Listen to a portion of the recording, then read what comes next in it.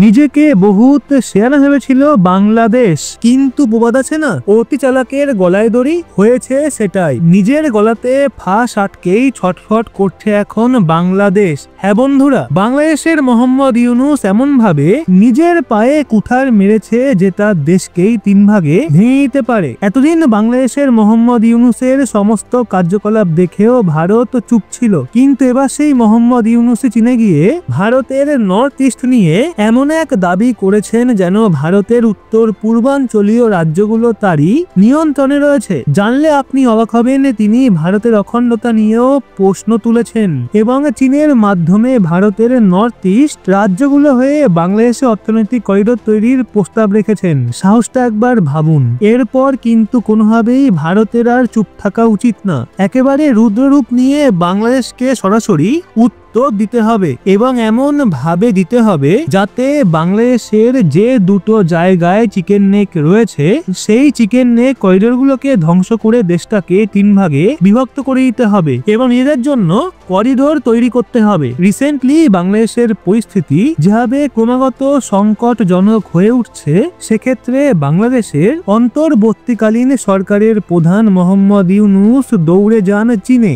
এখন চীনে যখন দৌড়িয়ে গেছে, তখন সেখানে গিয়ে নিজের দেশের অবস্থার কথা বললে এবং বাংলাদেশের জন্য নতুন কোনো ডিল নিয়ে আসা নিয়ে আলোচনা করলে বিষয়টা ঠিক ছিল, কিন্তু চীনে গিয়ে কি করলেন তিনি? সেখানে গিয়ে নিজের দেশের উন্নতির কথা তো কিছু বললেনই না, উল্টে তিনি ভারতের উত্তর পূর্বাঞ্চলের 7খানা রাজ্যের ভবিষ্যৎ নিয়ে আলোচনা করলেন। দাঁড়ান, আপনাদের সেই তথ্য প্রমাণ দিচ্ছে একেবারে ভিডিওর সাথে। তো ঠিক কি মন্তব্য করলেন তিনি? ভারতের উত্তর পূর্বাঞ্চলের যে 7টা রাজ্য রয়েছে, যাদের একত্রে বলা হয় 7 সিস্টার, সেগুলো একেবারে ল্যান্ডলকড অঞ্চল, যাদের কোনো সামুদ্রিক পথ নেই, অথচ বাংলাদেশেই অঞ্চলের একমাত্র সমুদ্র রক্ষক। তো কি বুঝতে পারলেন এর থেকে? তিনি বসতে রয়েছেন চীনের কোলে, যার দেশ ভারতের একটা রাজ্যের সমান, তারা নাকি ভারতের বিরুদ্ধে ষড়যন্ত্র করছে। এখন খটকা যেটা লাগছে যে তিনি নিজের দেশের ভালোর জন্য তো কিছু বললেনই না, না অন্য কোনো দেশের নাম নিলেন, বরং উল্টে তার নজর রয়েছে ভারতের নর্থ ইস্টে ওই 7খানা রাজ্যের দিকে। এখন বাংলাদেশের মোহাম্মদ ইউনূস চীনকে সরাসরি কি বলতে চেয়েছেন সেটা বুঝতে হলে ম্যাপের দিকে তাকান। এই ভারতীয় মানচিত্রের দিকে তাকালে আপনি দেখবেন যে বাংলাদেশ ভারতের সঙ্গে একেবারে ঘনিষ্ঠভাবে জুড়ে আছে, যেখানে বাংলাদেশের 3 দিকেই ভারতের সীমান্ত, আর একদিকে রয়েছে বঙ্গোপসাগর। বাংলাদেশ আকারে ভারতের রাজ্যগুলোর মতো, এমনকি ভারতের একটা রাজ্য তো বাংলাদেশের থেকেও বড়। ভারতের উত্তরে রয়েছে চীনের মতো বড় একটা দেশ। এখন ভাবুন, যেই বাংলাদেশ 3 দিক দিয়েই ভারতের সীমাবেষ্টিত এবং একদিকে রয়েছে সমুদ্র, তো সেই বাংলাদেশের প্রতি চীনের কি বা আগ্রহ থাকতে পারে? এখন প্রশ্ন হলো, চীনের বাংলাদেশের প্রতি হঠাৎ এত আগ্রহ কেন? কারণ চীনের চোখ রয়েছে ভারতের অরুণাচল প্রদেশের দিকে, যাকে তারা এখনো নিজেদের দক্ষিণ তিব্বত বলে দাবি করে। অনবরত চীন ক্লেম করে অরুণাচল প্রদেশের এতটা অঞ্চল আমাদের অংশ। তো চীনের ওই দৃষ্টিভঙ্গির ওপরই মোহাম্মদ ইউনূস আরো একটু তেল ঢেলে চলে এসছে। আসলে তিনি কথার মাধ্যমে চীনকে এটা বলে দেন, ভারতের এই নর্থ ইস্ট মনে করুন আপনারই। ভারত ছাড় দিতে দিতে মোহাম্মদ ইউনূসের সাহস এতটাই বাড়িয়ে দিয়েছে যে সে ভারতের নর্থ ইস্ট নিয়েই চুক্তি করতে বেরিয়ে পড়েছে। তো এখন সেই চুক্তি সে কিভাবে করতে চাইছে সেটা বোঝার জন্যই ম্যাপের দিকে তাকান। ভারতের পশ্চিম দিকে রয়েছে পাকিস্তান, যেই পাকিস্তান চীনের গোলাম। এমনকি সিপ্যাক অর্থাৎ চায়না পাকিস্তান ইকোনমিক করিডোরকে চীন আগেই এমন ভাবে ডেভেলপ করে নিয়েছে যা পাকিস্তান অকুপাইড কাশ্মীর হয়ে বেরোয়। মানে একদিকে তো তারা আগেই আরব সাগরের অ্যাক্সেস পাওয়ার রাস্তা পেয়ে গেছে, আবার অন্যদিকে ভারতের 7টা রাজ্যের ওপর দাবি ঠুকে দিয়ে চায়না বাংলাদেশ ইকোনমিক করিডোর হয়ে গেলে চীন বঙ্গোপসাগরের অ্যাক্সেসও পেয়ে যাবে, যার ফলে ভারত মহাসাগরে ঢোকার রাস্তা একেবারে চীনের জন্য পরিষ্কার হয়ে যাবে। তো কোথাও না কোথাও চীন সেটাই চায়। ভারত এক্ষেত্রে চুপচাপ থাকলে তারা ভারতের ফায়দাই নিয়ে যাবে। নিজেদের জন্য চীন থেকে কিছু না আনতে পারলেও চীনের সুবিধার জন্য তাদের রাস্তা করে দেওয়াতে সাহায্য করতে ঝাঁপিয়ে পড়েছে মোহাম্মদ ইউনূস। ওদিকে নজর দিয়ে দেখুন, তারা ভারতের 7টা রাজ্যকে ল্যান্ডলকড কান্ট্রি বলে উল্লেখ পর্যন্ত করেছে। বাংলাদেশ ইশারায় ইশারায় চীনকে বলেছে আপনাদের জন্য রাস্তা একেবারে পরিষ্কার রয়েছে। রয়েছে।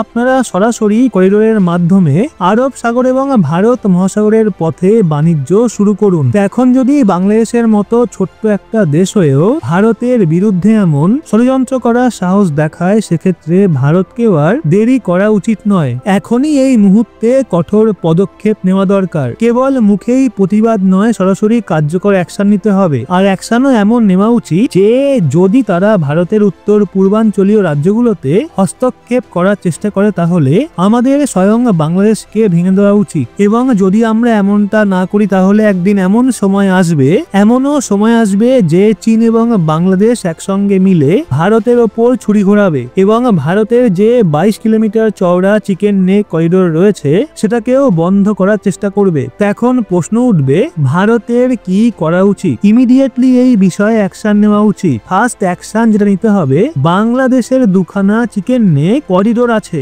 একটা মেঘালয় পশ্চিমবঙ্গ সংলগ্ন এবং অন্যটা রয়েছে ত্রিপুরার কাছে। ভারতের উচিত তার সেনাবাহিনী পাঠিয়ে এই দুটো অংশ দখল করা এবং এর জন্য সুরক্ষিত করিডোর তৈরি করা, শিলিগুড়ি করিডোরকে আরো চওড়া করা, যাতে ভারতের নর্থ ইস্ট ভারতের মূল ভূখণ্ডের সঙ্গে আরো ভালোভাবে এঁটে যায় এবং বাংলাদেশ ভুল করেও ভারতকে চোখ রাঙানোর চেষ্টাও যেন না করে। ভারতের অনেক আগেই এমনটা করা উচিত ছিল, যখন 1971 সালে বাংলাদেশকে স্বাধীন করা হয়েছিল, কিন্তু সেই সময় ভারত এমনটা না করে বড় ভুল করে। এখন যা কিছুই হয়ে যাক, আমাদের আর দেরি করা ঠিক হবে না। সেনা পাঠিয়ে বাংলাদেশকে দু সাইড দিয়ে ভাঙতে হবে। ত্রিপুরার একেবারে পাশে বাংলাদেশের যে চিকেন নেক রয়েছে সেখান থেকেও আমাদের ত্রিপুরার জন্য সরাসরি সমুদ্রের অ্যাক্সেস বের করে দেওয়া উচিত, যাতে বাংলাদেশ যে ভারতের বিরুদ্ধে চীনকে মাথায় তোলার চেষ্টা করছে, বাংলাদেশ এই নিয়ে তো শুধু বলছে, কিন্তু ভারতের উচিত বাংলাদেশের বিরুদ্ধে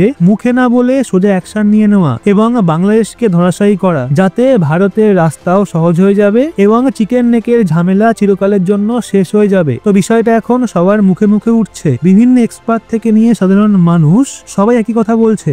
ভারতের নর্থ ইস্টের 7টা রাজ্যের তরফ থেকেও একই দাবি করা হচ্ছে। এখন বাংলাদেশের এমন হালই করা উচিত, বাংলাদেশ যদি ভারতের বিরুদ্ধে এমন ষড়যন্ত্র করে এবং চীনের হাতে হাত মিলায়, তবে ভারতকেও রুদ্র রূপ ধারণ করতে হবে, কারণ যেমন কুকুর তার তেমন মুগুর। এই বিষয়ে আপনার কি মতামত? আপনি কি মনে করেন ভারতের কি এখনই অ্যাকশন নেওয়া উচিত? অবশ্যই জানান কমেন্টে এবং পারলে ভিডিওটা শেয়ার করুন আপনার পরিজনদের, যাতে ইনফরমেশন গুলো সবার কাছে পৌঁছে যায়। জাগো ভারত জাগো, চুপ থাকার সময় আর নেই।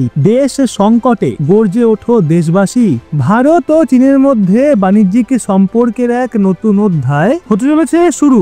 সম্প্রতি চীনের রাষ্ট্রদূত ঘোষণা করেছেন যে বেজিং ভারত থেকে আরো বেশি পণ্য আমদানি করতে এবং বাণিজ্যিক সহযোগিতা শক্তিশালী করতে প্রস্তুত। এখন প্রশ্ন হলো, ভারত এবং চীনের মধ্যেই কোনো বড় ট্রেড ডিল হতে চলেছে এবং ট্যারিফ সংক্রান্ত কোনো কৌশলগত পরিকল্পনা কি চলছে? তা আসুন বিশদে বিষয়টা জানি। ভারত এবং চীন এশিয়ার দুটো বৃহত্তম অর্থনীতি, কিন্তু 2020 সালে গালওয়ান উপত্যকায় সংঘর্ষের পর দুই দেশের সম্পর্কের তীব্র অবনতি ঘটে। ভারত তখন চীনা বিনিয়োগের ওপর কঠোর স্যাংশন আরোপ করে এবং বহু চীনা অ্যাপ এবং কোম্পানির ওপর নিষেধাজ্ঞা দেয়। তবে সম্প্রতি চীন ইঙ্গিত দিয়েছে যে তারা ভারতীয় পণ্যের আমদানি বাড়াতে চায় এবং ভারতীয় কোম্পানিগুলোর জন্য চীনা বাজার উন্মুক্ত করতে চায়। এর মূল কারণ আমেরিকার সঙ্গে চীনের চলমান ট্রেড ওয়ার। আমেরিকার নতুন শুল্ক নীতির কারণে চীনের অর্থনীতি ক্ষতিগ্রস্ত হতে পারে, তাই এই চীন বিকল্প বাণিজ্য বাজার খুঁজছে,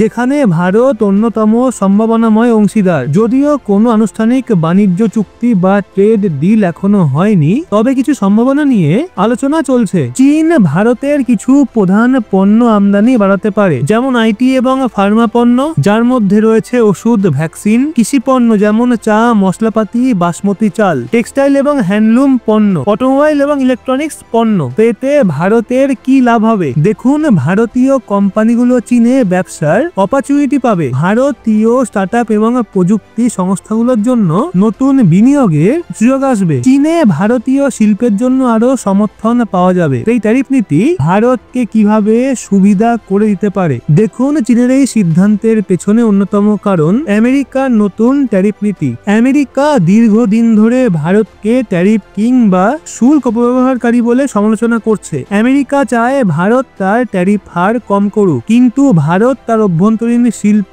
সুরক্ষিত রাখতে শুল্ককে কৌশলগতভাবে ব্যবহার করছে। চীন আমেরিকার বাণিজ্য যুদ্ধ থেকে ভারত কৌশলগতভাবে সুবিধা নিতে পারে, কারণ চীন ভারতের সাথে বাণিজ্য করতে বাধ্য হতে পারে। এক্ষেত্রে ভারতের কি করণীয়? প্রথমত, চীনা বিনিয়োগের জন্য কঠোর নিয়ম তৈরি করা। দ্বিতীয়ত, ভারতীয় কোম্পানিগুলোকে চীনা বাজারে আরো প্রবেশের সুযোগ দেওয়া। এবং তৃতীয়ত, উৎপাদন ক্ষমতা বাড়িয়ে রপ্তানি বাড়ানো। তো 2020 সালের সীমান্ত সংঘর্ষের অভিজ্ঞতা মাথায় রেখে ভারতকে সতর্ক অবশ্যই থাকতে হবে। বাণিজ্যিক সম্পর্ক মজবুত করার পাশাপাশি নিরাপত্তার বিষয়ে তাকেও অগ্রাধিকার দিতে হবে। আত্মনির্ভর ভারত উদ্যোগের সঙ্গে সামঞ্জস্য রেখে যে কোনো বাণিজ্য চুক্তি করতে হবে। চীনের এই প্রস্তাব ভারতকে নতুন সুযোগ এনে দিতে পারে, কিন্তু অত্যন্ত সতর্কতার সঙ্গে বিষয়টা সামলাতে হবে। সরকারকে নিশ্চিত করতে হবে যে চীনের সঙ্গে বাণিজ্য ভারতের স্বার্থ রক্ষায় সহায়ক হবে। শুল্ক নীতির মাধ্যমে ভারতে উৎপাদনশীলতা বাড়িয়ে